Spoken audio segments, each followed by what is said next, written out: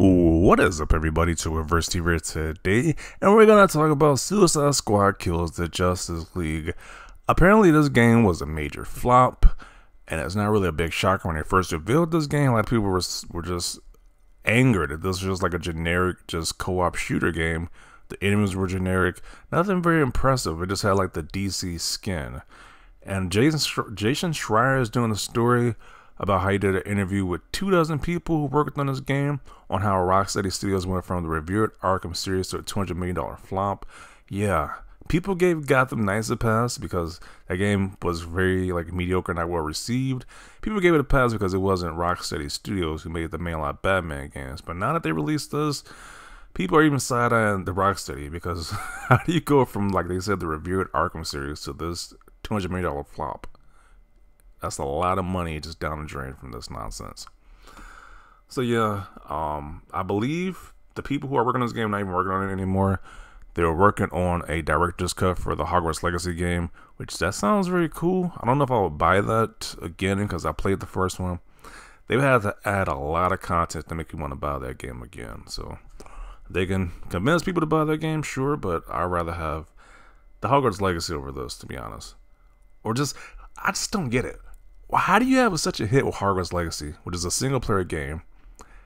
Your key games that you're known for Roxy are the Arkham series, which are single-player games, to decide, hey, let's do a co-op, generic-looking looter shooter. Who decided that nonsense? Like, why? Like, your bread and butter is your single-player games. Well, I'll make a co-op shooter that you just trash the legacy of a lot of these characters. It's just decisions were made, and decisions that make no sense were made, and that's all I gotta say. But let's see what people gotta say about this. Also, I guess to add more to the story, multiple people who worked on the project says their growing concerns were often met with promises from management that Suicide Squad would eventually coalesce at the last minute, just as the Arkham games had. Okay, that's a big dream, big wishes right there. Like, what? Yeah, y'all couldn't tell that nobody was going to buy this game, and everybody hated this game. Y'all really couldn't tell. Leadership's vision changing is nearly always at the heart of problems like this, it seems. What does this say? Over time, the leader's visions kept morphing, most notably switching from an emphasis on melee combat to heavily focusing on guns. The change left some staff members wondering why. So at first it wasn't going to be big even on gun combat, but they changed it to guns at the last minute. Well, let's see, what characters they have? King Shark, which makes sense to him to be a melee focused character. Boomerang only has a boomerang, so it doesn't make sense for him to use guns. Harley Quinn, I guess she could use a gun, but she mainly uses that hammer, that's what she's known for. Or a bat. Deadshot, that makes sense why he would have a gun. So the only person who should really have a gun is Deadshot. That would make more sense. But then you can still do physical moves and have the gun be like a combo finisher or something like that. But yeah, it probably shouldn't have been melee focused. That would have made a lot more sense. And not co-op, not being having to be co-op or whatever. So a lot of bad decisions with this one. Hogwarts Legacy Director's Cut, yeah, they're working on a Director's Cut of Hogwarts Legacy, which, I'll probably buy that game, but it's just the fact that they released this nonsense to begin with. $200 million just down the drain. When will studio executives stop chasing trends and get rich quick roulette spins? It kind of feels like that. Like they saw the success of Fortnite, the success of all these other multiplayer games, and think, hey, we can do that. It was like, no, Fortnite is an anomaly. Grand Theft Auto Online is an anomaly.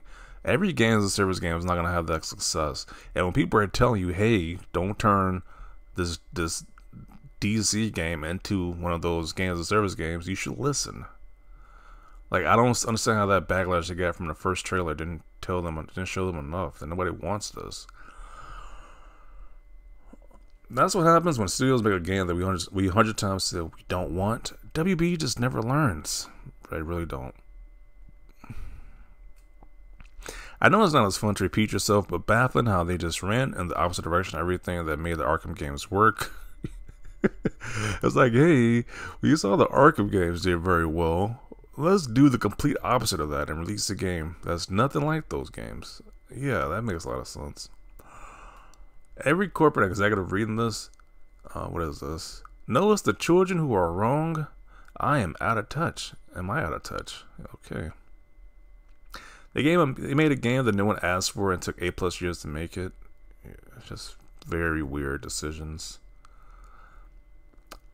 The article doesn't even mention the incredible disrespect shown to characters like Batman. I'm pretty sure that turned off a lot of potential players. Yeah, that kind of, yeah.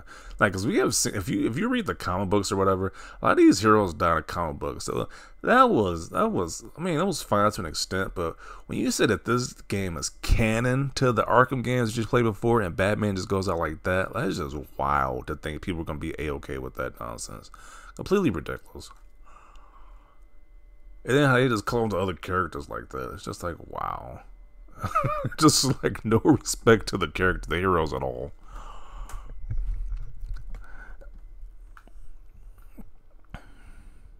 Several employees adopted the term toxic positivity, what does that even mean, to describe the culture of the company which discouraged criticism. Oh, wow. You know you gotta be egomaniac when you don't want criticism or anything. Been there, done that. Perfect recipe to release a product full of problems. Also perfect to lose all the employees who actually care. Yeah. Got too many egomaniacs running the scenes at these places. It's like, when you want to be criticized, you get flops like this. Not shocking. Oh, we don't want to be criticized. We discourage criticism. Who the hell wanted a co-op shooter game? Nobody. But you still went with that decision. Now the game's a flop. You're a laughing stock. Just bad all around.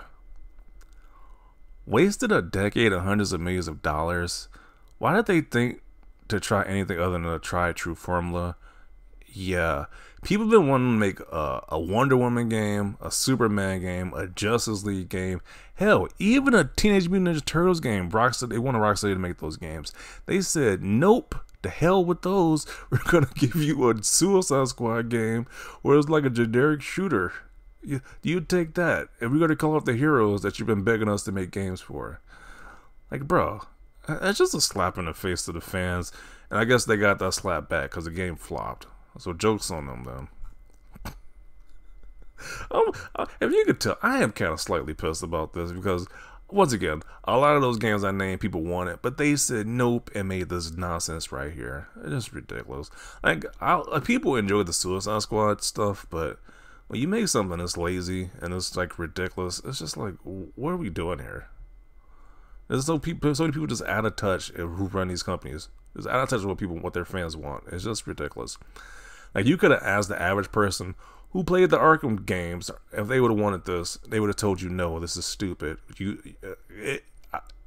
don't need to be a genius to realize this thing was going to flop. You really don't.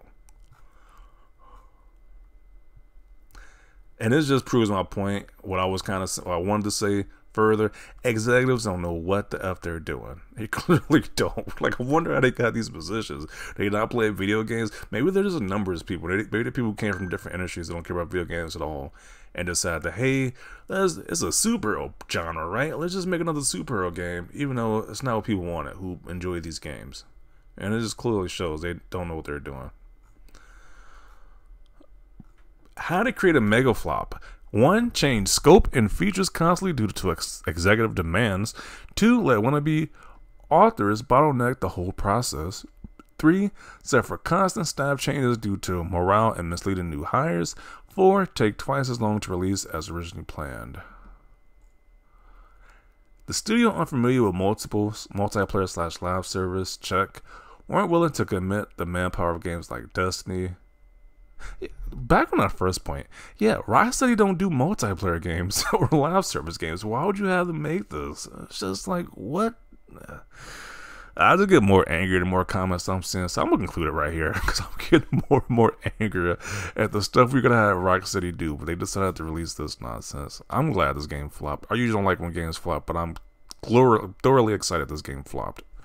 So all those people who bought executives took the major L's. And hopefully they get a pink slip and get out of here.